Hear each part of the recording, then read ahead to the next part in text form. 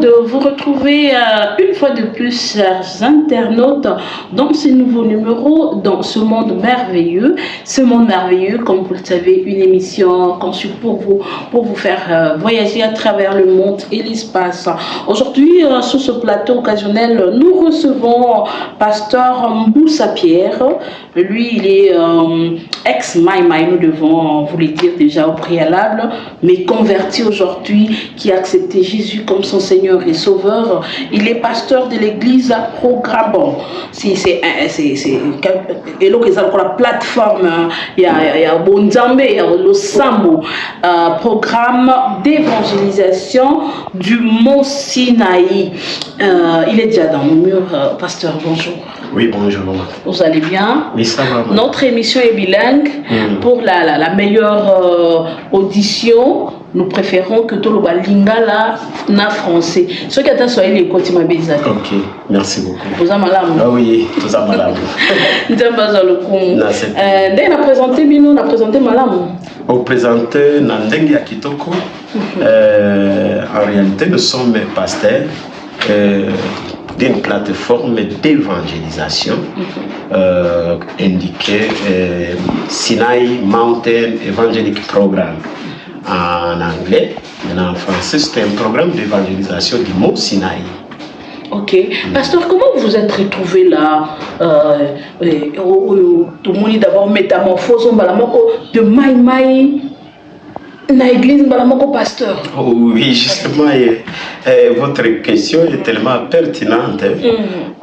Nous nous retrouvons pasteurs aujourd'hui, mais dans les temps, nous étions dans ces groupes armés. Surtout suivant la souffrance, ce qui se passe chez nous à l'Est. On a pensé, on peut aider les pays à quitter dans les gouffres comment. On s'est jeté par-ci, par-là. C'est comme ça qu'on s'est retrouvé dans les groupes Maïmaï pour résister contre l'agression. Rwandaise, nous devons le dire, nous ne pouvons plus nous voiler la face.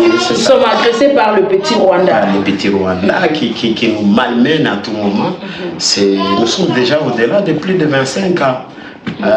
Que nous avons commencé cette guerre. D'abord, vous vous souvenez que en 1969, c'était la même chose. 73, c'était la même chose. Donc, c'est une guerre qui n'a jamais cessé. On se repose pour 5, 10, mais ça reprend encore. Pasteur, parce que vous étiez Maïmaï, est-ce que nous pouvons connaître la véritable cause?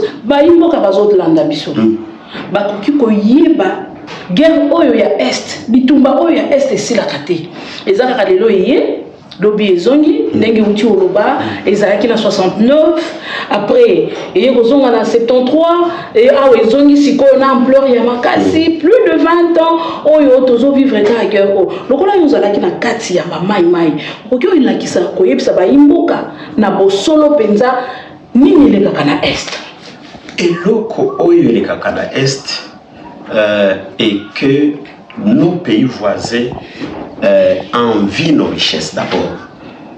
Depuis les temps de Habyarimana, comme vous voyez le président Habyarimana, le président du Rwanda, il avait des fermes chez nous. Donc, avec son ami, le président de notre président Mobutu, donc pour que le Rwanda puisse un peu de survivre, bazala na moi oloko ya souffle, moi oloko ya souffle, il fallait pas dépendre kaka na ba richesse ya Zaïre na époque. Et puis bazaki ko exploiter mboka na biso et puis biso maele na biso ezalaki kaka na ba mine, tozali ko mona o ya agriculture ya mike ya ba élevage ya bantaba ya bangombe comme si eza eloko moko moketo zotala kaka jekamine pe bango de na période wa bazo mesana vie na bango ezaki da dépendance ya Congo. Maintenant après départ ya Mobutu makambo eyiko baluka pona aussi na Rwanda pouvoir mosusu eyiko kota. Et puis Rwanda oyo bazwaki Rwanda bauta na mboka na biso na Masisi moyen ba survivre na Rwanda na bango ezalaki difficile. Sikoyo pona ba survivre dépendance na bango eza na mboka na biso. exploitation ba minéraux ezakaka bango tilolo. Maintenant toyi kozwa moi souffle ya pouvoir et arriver à Laurent Désiré Kabila. Wana tango abengani bango nde mobulu lisusu ekomata. Na kanda wana yapona nini balingi bazongisa biso na Rwanda. Balingi bazongisa biso na Rwanda, donc babengani biso OK vina biso et dépendre kaka na moko. Voilà, baimboka bolandi mingi pasteur Mbusa Pierre lolengi ba mai de ba tuele wazalendo. OK. Donc la sens royal wazalendo eza kombata toluba nationaliste. Les muzalendo donc ya mabele. Wazalendo eza na mnoko nini? Eza na Swahili. Muzalendo. Soki aza moko aza muzalendo. Aza muzalendo. So baza ebele wazalendo. Wazalendo la kisi nini? Na lingala ou bien na français ba imboka ba yeba na lingala la kisi mutu ya mabele. Mwana ya mabele mukolo mabele de la kisi bongo. Donc wazalendo la kisi ba kolo mabele bazo bundela mboka bazondela mabele na bango mabele. Voilà. Sikoyo mutuna ya nolala quand même na mutuna to utuna awa olobi mai nde bakomi ba wazalendo. Pourquoi ces changements de nom? Oh, ils ont trouvé le changement de nom tel que j'ai observé. Ils ont trouvé que l'utilisation des mots maïmaï au niveau extérieur rendrait ça comme une force négative. Maintenant, pour contrecarrer cette opposition extérieure contre les maïmaï, alors le nom wazalendo est vraiment plus présentable. Oui, c'est ça. Alors ça facilite d'ailleurs quand vous voyez quand est-ce que le gouvernement les a appuyés, les ramenait, les approchait, c'est dans ce sens-là. Mais si c'était dans le sens où Maïmaï, il allait avoir un problème avec la MONUSCO qui était sur le terrain et tout comme ça. Tozongeli mutuna ya koma okutana kina Yesu kolumana Maïmaï kokoma près mbala moko pasteur. Nani yaki obeta na porte à motema na pasteur aloba papa Pierre longwa mai lelo okoma osalela nzambe. Ndenge mama journaliste na kutana na Yesu ezalaki miracle. C'était vraiment un effet de miracle. Nazalaki kobima esika bazolo bakanya bayonga. Pona site na biso ya bukoko ya kisi ezana place moko balobaka lunyasenge wana nde base monene. Donc omutu akutana kana nzambe entolo babinzambe nzambe omutu nzambe ya bukoko wana na place wana nde avandaka wana toto. Mais pasteur na okata yote mais biso nyonso tozo déplorer eloko totiki banzambe ya bakoko na biso toyambi nzambe ya bamindele bango moko lolenge biso tosambelaka na Afrique na Congo eza lolenge bango basambelaka te. Mais comment yo bengi banzambe ya bakoko na biso binzambe na bengi eloko wana pona nini? Omoni nzambe oyakela mokili na oyo biloko tokutanaka na yango ya kopesa biso bakisi eza différent mama, eza différent. Pona nini? Pona oyeba oza na nzambe ya solo il faut ozala na résultat ya o nzambe azoyebisa yo na eloko ozoluka. Il faut ozala na résultat. Soki eza ya bofuluki par exemple, pona ozwa bofuluki nzambe oya solo azatata na biso, il faut apesa biso bofuluki. Mais sikoyo tala tolazana banzambe na biso tozolo bake tozozambela banzambe wana, mais pauvreté eza ya munene. Batu oyo basambelaka o nzambe ya solo bazana bofuluki koleka biso ezani. Il faut tomituna.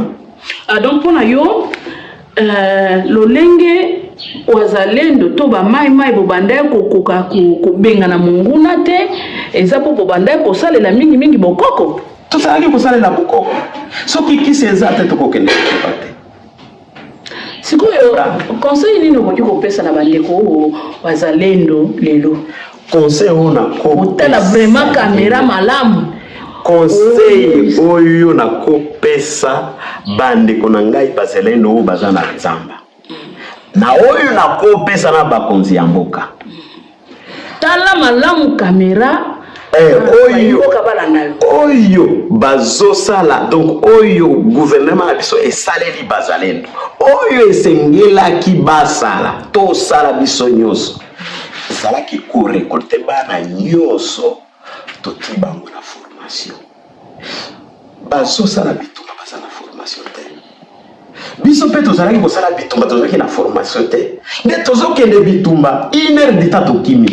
Soki kisi ekufi totiki bitumba nde bomo tomona kana tango bosusu bazalendo bayebisi bazalendo bazui place mosusu, place ilongo mosusu, et puis après 1 heure 2 heures batiki place wana. Eza erreur yako mesana bakisi kisi ekolonga mabelete ekolonga espace te. Moi souffle ya pouvoir et arrivé à Laurent Désiré Kabila. Wana tango abengani bango nde mobulu lisusu ekomata. Na kanda wana ya pona nini balingi bazongisa biso na Rwanda. Balingi bazongisa biso na Rwanda, donc babengani biso OK. Vina biso et dépendre kaka na mboko. Voilà, baimboka bolandi mingi pasteur Mboussa Pierre lolenge azo retracer biso guerre ya est pe lolenge kani ezo persister. Pona nini ezo persister? C'est parce que bandeko ya Rwanda balingi kozonga Rwanda te, balingi bazala wana na mabele ya Congo pour ba boko la bibwele na bango. Mais pasteur, aujourd'hui ce n'est pas vraiment de ça qu'on doit vraiment parler. J'ai ouvert juste une brèche, je la referme plus vite d'ailleurs. Comment vous vous êtes retrouvé pasteur en partance de Mai Mai? Donc, osa Mai Mai Mbaramoko pas comme pasteur. Comme pasteur. Toyebi madame que ceux qui osent na kati ya babituma ya makasi boyeneti ya biso ya est moi kisi ezanga la te pasteur. Ndena lingina lobela ka eloko wana. Ozalaki na kisi? Kisi ezalaki. Nazalaki financier ya koluka bakisi pona bana babundela mboka. Sikoyo ndenge tozali koluka kisi tozali kokanisa anekle de toko benga na barwande to bengani bango to kanga tana mir munene na frontière na biso. Mais to meli makasi na bitumbezo silate kisi na biso tozalaki koloka esalisaki biso na ndenge tozalaki kokanisa to bengana banguna na mboka na biso. Sikoyo nde na ye na vérifier sikoyo tozosala nini mpona mboka na biso, nde na ye kokutana na lumière ya Nzambe, nde na bimi makambo wana. Sikoyo ndenge nazoyebisa yo bakisi wana nyonso na simba, et puis esika bakisi ezalaki nazalaki kopesa mbongo na nga boso mbela bana bakisi ekende na Masisi, bamususu ekende na Walikale, bamususu ekende na Goma. Mena na ikomona ke eloko ya malonga ezomonana te na bakisi na yo wana nekaka na place moko na bakisi wana na bakisi tozokanga biloko mosusu na loketo biloko mosusu tozote na maboko me banzoloko pe otia banzoloko na tia ebongo biki ndenge nini na kolongwa na banzoloko po lelo totala tomoni lo pasteur Pierre azote azoyemba azokumisa Nzambe. Donc kisi obanda koluka na Nzambe tambolaka elongo te etambolaka elongo te, puisque kuna bazali koyebisa biso ke Nzambe ya bakoko Nzambe ya batu muindu nde Nzambe ya solo oya zopesa biso bakisi wana. Siko oyo ndimele Nzambe ya batu muindu te ya wana eza Nzambe ya solo oyo te ya mindele te. Biso nyonso tolukaka ka Nzambe na mindele eza koluka Nzambe na biso mena eza Nzambe oyo ya solo Nzambe ya bikeko te. On comprend? Okay. Mais tango na iko kutana na lumière mena ya Nzambe solo créateur de na iko loba ndazalaki musika nasalela kaka nzambe. Pasteur Ayembi nzembo ya mosika touti pene na kokende utambola Yesu nde lisungie yango wana touti musika tomati bangomba na mangomba ba territoire oyo ya Zamba nyonso na yebi Masisi Walikale pona kokende kotala bana o bazwaki bapota na bazamba mais tozoi mwaelo côté c'est vrai tosali résistance contre le Rwanda mais mission na biso ya monene ezalaki kobenga na bangunda mais tokokite mais tango na kotane na Yesu nde na koye kotambola ke koyeba ke réellement c'est en Jésus là où il y a la grande force. Si nous pouvons nous tourner vers Jésus, je pense que nous serons victorieux. Si nous pouvons nous tourner vers Jésus, dit le pasteur Boussa Pierre, il pense que nous serons victorieux. Pour Yesu ndalongaka alongisaka biso bitumba ezali ayeka selongeza ya biso. Pasteur tozolobela mingi kaka makambo ya mai. Mais toyokaka lisusu mo wana ya ba mai te, toyokaka lisusu te mai. Basila ou bien bobongolango e comme eloko mususu bien etikala kaka mai mais ezoyokana te penza mai yango. Eloko lobi eza ya solo. Kombo wana ba mai mikolo oyo ezoyokana lisusu te. Mais eza kaka groupe wana ya ba mai nde ezali ba changer kombo. Kombo bazui kombo moko bazolobela kombo ya wazalendo. Donc ba mai nde ba actuel wazalendo solo bazana bushulu ki koleka biso ezali il faut to mituna. Donc pona yo lolenge wazalendo to ba mai bobanda kokoka kobenga na monguna te eza po bobanda ko salela mingi bokoko to sali ko salela bokoko soki kisi eza te to kokende te. Sikoyo conseil nini okoki kopesa na bandeko wazalendo lelo? Conseil ona kotala vraiment caméra malamu. Conseil oyo na kopesa bandeko na ngai bazalendo oyo bazana nzamba. Na oyo na kopesa na bakonzi ya mboka. Tala malamu caméra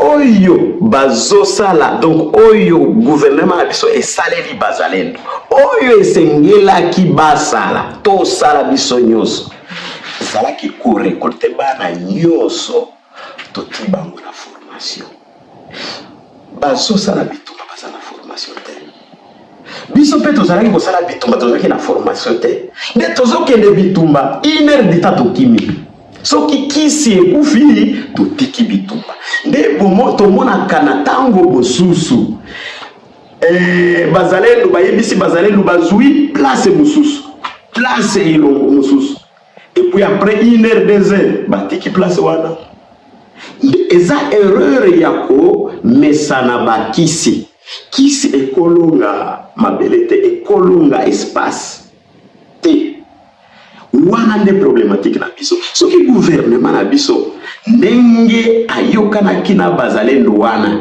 il fallait atia bango na baka militaire a former bango après formation nde elongaka bitumba formation nde epesaka bato moral ozoyoka esika bazalendo bakambi bato bazokufa en désordre. Pona nini ata biso place tozalaki kokamba bato bazalaki kokufa en désordre puisque tozalaki vivre na dépendance ya biloko ya baimboka toki tozui taba toki tozui biloko masangu soki masangu eza déjà na tozui bato bazo souffrir eza banani eza baimboka et puis tokoti kela et puis to moto yokaka na babitumba makasi boye ba viol des femmes eza makasi ba viol eza ebele koyo pona nini bon kendaka na bitumba ko violer basi basala bino nini na bitumba bino bokunda mena eza problème nini ndenge omoni ba violer comme ebele pour que moto asimba motoki il faut azala na moi formation morale via moto eza ndenge nini soki obatela moto okobatela ye ndenge nini mais tango tobengaka bana mission na biso eza kaka kobengana munguna mais morale oyo ya kobatela bayimboka ezalaka te ye omoni dérapage eza ebele na kati. Vraiment, aujourd'hui, nous avons eu la chance de rencontrer Pasteur Mboussa Pierre, l'un des anciens, je peux dire, l'un des ex-Maïmaï, qui a accepté Jésus dans sa vie et a quitté ce monde-là. Il a donné un conseil pertinent à la population et à l'équipe Maïmaï Ouazalendo qui se bat chaque jour pour libérer notre pays d'entre les mains des Rwandais. Nous devons le dire sans filtre, qu'il faudra ici que base soit formation. Ministre la ministre ya justice, tout le monde est tout le monde est constant mutamba azobunda pona mboka pe babundisi makasi na kotia poison pour akufa na bandi ministre ya justice Constant Mutamba yazali ministre ya justice na garde so ayebi pe azolanda biso akolanda biso na bandi akolanda biso penza na bokebi penza akozwa mingi conseil oyo opesi na bango pour que ba revoir bande bona biso wazalendo bazana makasi sur terrain mais ba pesa bango ligne de conduite na bandi yango wana. Oui. Exactement, pasteur Tomonaki na église Nabino programme d'évangélisation de Mont Sinaï. Prophétie ebimi kuna mwana moko ya muke ya mwasi tomoni abimisi prophétie pona mokonzi ya mboka. Bino lokola bakambi ya plateforme oyo ya losambo. Boyambi ya ndenge nini? Ndenge to yambi prophétie wana na kolebera na français. Eza prophétie d'Église. Parce que la prophétie mosusu ebimi. Il y a autant de prophéties qui sont sorties sur notre pays, mais aussi sur tous les pays des Grands Lacs. Je vais m'atteler surtout sur la prophétie de notre nation. Rien ne s'est fait dans cette république. Depuis que j'ai eu le salut à Christ, rien ne s'est fait soutien. Eza prophétie d'Église. Parce que la prophétie mosusu ebimi. Il y a autant de prophéties qui sont sorties sur notre pays, mais aussi sur tous les pays des Grands Lacs. Je vais m'atteler surtout sur la prophétie de notre nation. Rien ne s'est fait dans cette république. Depuis que j'ai eu le salut à Christ, rien ne s'est fait soutien par l'État. Tout ce qui s'est passé, même aujourd'hui, Dieu est en train de parler. Amen. L'arrivée du président Félix, Dieu en avait parlé. Ah donc, oui. Président de la République, Félix Antoine Tshisekedi Tshilombo, Azali, Azubo Kondiko, t'es pas Nzambe. Avant qu'il soit élu, on était informé. On était informé. Donc, bah, on se va le barrer, bon continent, ya balabala, lokuta. Puisque tozwa information wana nzamba yebisa bino biso ete tozalaki na 2016. Élection moko ekosalema na mboka na bino. Mais drapeau na pesi drapeau na bino tala drapeau ezokende ti Kasai. Ah. Biso nyonso tosituki. Nzambe a confirmé. Et puis par après, en 2018, il y a une négociation. Image à Félix Ebile. Quand il y a Félix, il y a IDPST, Kinshasa, image Ebimi. La proclamation, tout coûte image, wana Nzambe a pesaka, des images va proclamer la télévision. Donc c'est un pouvoir venant de Dieu. C'est un pouvoir venant de Dieu. D'ailleurs, la lingaki na rappelé ce qui botangi na Romains 13. Romains 13, 1 à 15. Romains 13, 1 à 15. Aucun pouvoir, ni au ciel, ni sur la terre, ni en dessous de la terre, ne vient de lui.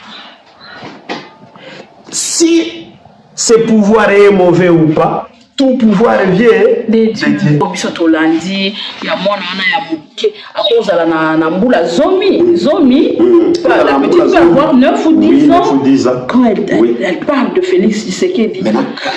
C'est pourquoi j'ai dit que c'est des messages de Dieu. Ezabinote boye bokotisi maloba wana na monoko ya mwana wana ke loba boye po église na biso etombwama. Oyebi mama message oyo ebimi na monoko ya au moins 4 prophètes. Na église na biso. Na église na biso te. Ba mosusu ba prophète ya Tanzanie. Eza na prophète moko ya Zimbabwe na kopesa yo message wana. Omona ki yango. Yepe alobela ki pona mokonzi ya mboka ya biso. Ndenge nini nalobi eza message de trop. Mokonzi ya biso na yebi ke azalaki bi azosambela asambelaka. Parce que na yebaki kazalaki na église c'est songolo. Na yebaki ke tango ba message ebandaki kobima yepe ayokaka message wana ke bokonzi na ye eza ya Nzambe eute pa na Nzambe eza volonté ya Nzambe.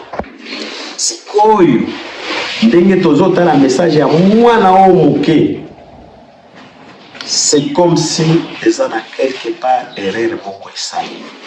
Parce que ndenge monito ya Nzambe azoya na message wana tobandi ko revoir que awa quelque part na ba mission Nzambe alingaki mokonzi ya sala mokonzi akoti na ba mission wana te asalite. Nzambe aye ko rappeler mokonzi ya mboka au travers mwana na biso ya muke que azongela pena makolo na ye. Mokonzi ya mboka totondisa stade de martyr na losambo penza. C'était le 24 juin, madame. Le 24 juin, cet esprit a kangi mokonzi ya mboka abendi mboka mobimba na maboko ya Nzambe. Amen. Jour wana nde ezalaki libération ya mboka oyo. Sikoyo, est-ce que mokonzi depuis le 24 juin 2019 na koposa na